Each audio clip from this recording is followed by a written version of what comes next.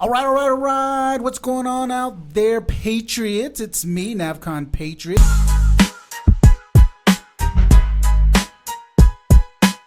With Navcon Patriot, the American Signal.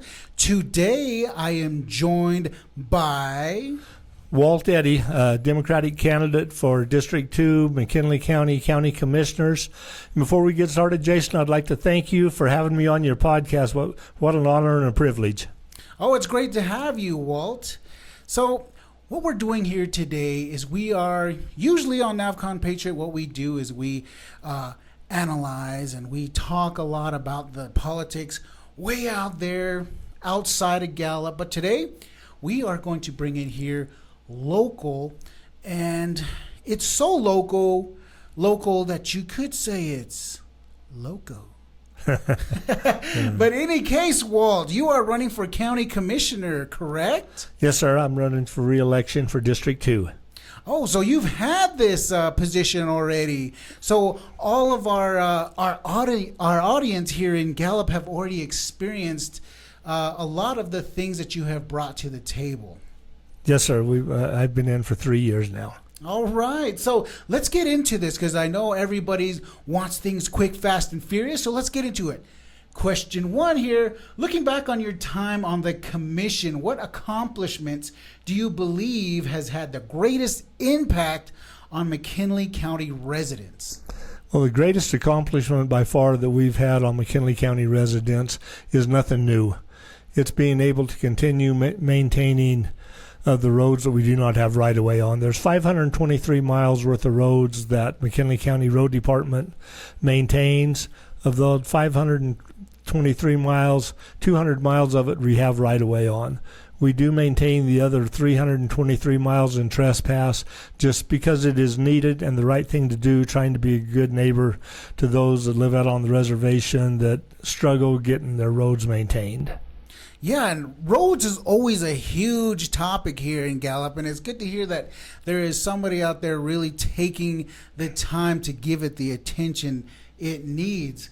So how have you worked with your fellow commissioners to protect taxpayer dollars while improving essential county services? Well, in a county that has an 18% tax base, which basically means we get to charge property tax on 18% of our land, we're one of the poorest counties in the state, so we have to be very frugal and smart with our money. I know people don't always get to see all of the things they want. We have a very good relationship with COG, and our county manager Demas, are very good working, getting grant money and bringing outside money into town to help us do these things. Yeah, and speaking to a lot of people around town, I kind of speak to people that are connected to elected officials. They always tend to bring up something that I feel like it's pretty important. You tend to take less trips than a lot of elected officials do. I don't know whether that's because I'm frugal or because I still work for a living and I'm basically pretty busy. But for the most part, the elected officials in Gallup and in McKinley County, the trips they go on are pretty much trying to bring business and trying to bring resources into the community. Yeah. Okay, so what is your vision? What is your vision for McKinley County's identity for the next 4 years, and how do you see that creating opportunities for tourism, business, and economic growth? The county recently started a new department called the Find Your Joy Department. Here in McKinley County, we don't have a beautiful mountain like Flagstaff or a river like Durango. So if we're going to increase tourism, what we do have is I-40 running through here. Most of our tourism is going to have to be man-made. That's why events and stuff that happen in Gallup that bring outside people into town are so important. I see. And so when you take into consideration tourism, business, and economic growth, what does success look like in those areas 4 years from now? To develop more events. I mean, the county has recently put in over $20 million of grant money out at Red Rock State Park trying to fix it up. Our calendar is not very full out there. I mean, if we could have We only have like 6 months of outdoor weather that we can do things in, but if our calendar was 60-70% booked, right now we have basically 4 major events that go on out there. I'd like to see that number triple to at least 12. I see, and I've been out to Red Rock State Park lately, and I do notice there's some improvements out there. Can you outline some of those improvements? Yeah, we've totally redid the west bathroom. We're in the process of fixing the east bathroom now and putting a shade over the big south grandstand. Gallup was one of the only rodeo grounds, major rodeo grounds I've been to, that did not have a shaded grandstand. I mean, even the old ceremonial grounds that was here prior to Red Rock State Park, which is now in Pruitt, if you drive by it on I-40, has a covered grandstand. Shade is very important out in them rocks. Yeah, I believe it. I mean, it can get hot out there in Red Rock State Park. So, in talking about the best of the best rodeo, and that's one of the things that a lot of people, when you speak to people outside of Gallup, we are huge when it comes to rodeo. So why are events like the best of the best rodeo important for Gallup's economy and community pride? Well, the Junior Nationals were in Gallup for 10 years. When they left to go to greener pastures, Mayor Jackie McKinney, myself, a couple of us tried to develop something that would take advantage of what Red Rock State Park had to offer. We had 500 stalls, 300 RV spots, and Best of the Best grew as an attempt to bring outside of our community people into our community for an extended period of time. Most of the people that are here for it are here Tuesday through Sunday. Best of the Best isn't the only event we have out there. We have ceremonial, which basically does the same thing. Wild Thing, Lions Club Rodeo, the Balloon Rally, all those events are designed to bring people outside of Gallup in. Gallup basically has a flat economy, and we're going to have to figure out ways to bring outside money into it, and rodeo tourism is one of the ways. I see. And so in bringing all of these events here to Gallup, how does that affect local businesses here in Gallup? Well, as the people come into town, first and most obvious, they buy fuel before they go home. While they're in town, they eat in our restaurants, they stay in our motels, they shop in our jewelry stores, our grocery stores. It's a big boost on grocery receipts tax and lodger's tax. I see. And one of the major things here in Gallup, the biggest topic here is jobs. What specific steps would you support to bring higher paying jobs and economic opportunities to McKinley County, particularly in the areas such as the Carbon Coal Road Corridor? McKinley County has worked hard through our manager and through our lobbyists. Representative Lundstrom has worked for an extended time period trying to get us a trade port set up here in Gallup, which would create a lot of good paying jobs, very, very safe for our community, for our environment.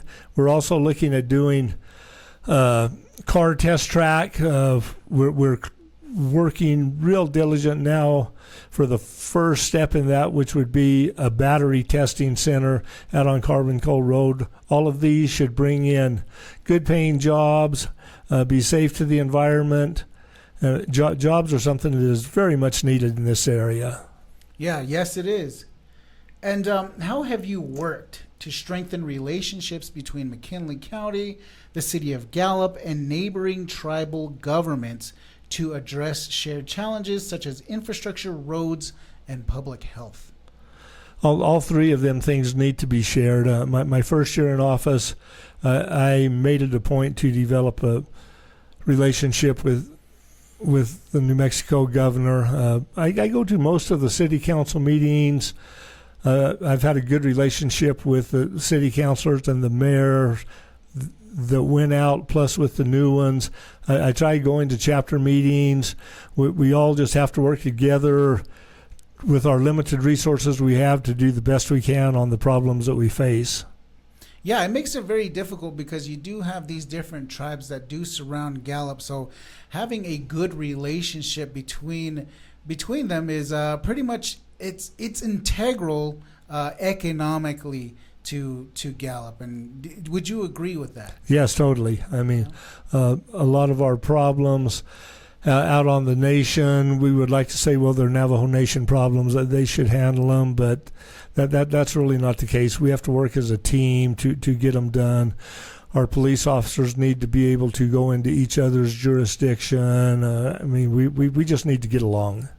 Yeah, and that's one of the priorities for the public, is just feeling safe in these different areas. It can be quite a challenge. Totally.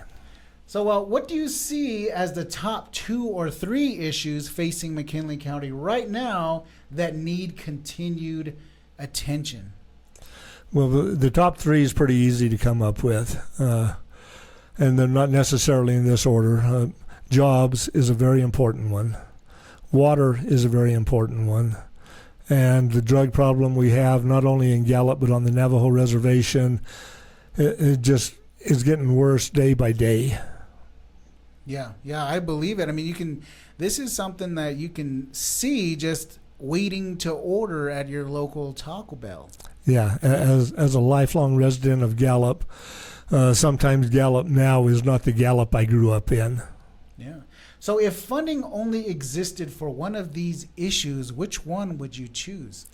Oh, that's an easy one. Roads would have to be the most important from the county's perspective. Yeah. You can't have any type of financial benefit, and if you can't get the finances, then that kind of limits your growth potential there, right? And right. Better roads and more funds. Rural people need to be able to get their kids to school, to travel back and forth to their destinations. I mean, roads are a major problem out in the county. Okay, so you are the county commissioner here in District 2, and what would be your message to voters as they prepare to get into those voting booths? I would appreciate your vote. We've started some good projects, and we've worked hard to keep doing the right thing by everybody, and I'd like the opportunity to keep doing that. All right, and with those projects in mind, what projects that are unfinished? What projects still need attention?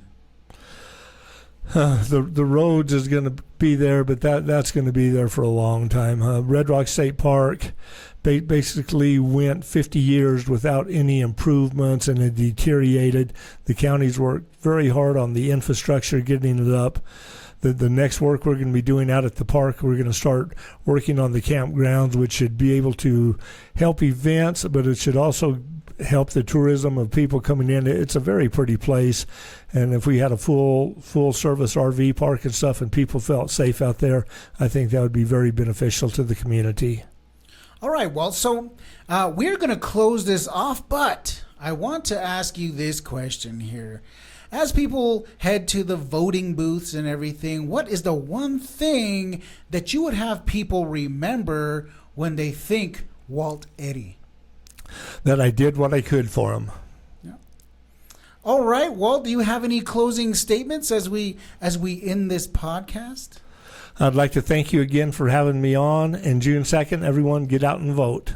I just want to thank you for coming and giving us the time to really become familiar with our local leader. Thanks again for having me. All right, with that said, this is Navcon Patriot, and we are out. Peace.